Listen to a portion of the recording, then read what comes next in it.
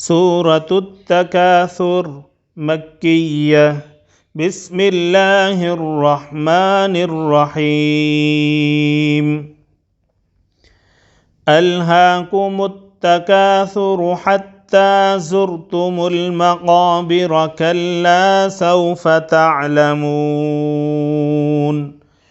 ثم كلا سوف تعلمون كلا لو تعلمون علم اليقين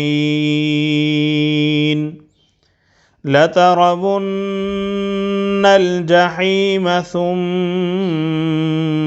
لترونها عين اليقين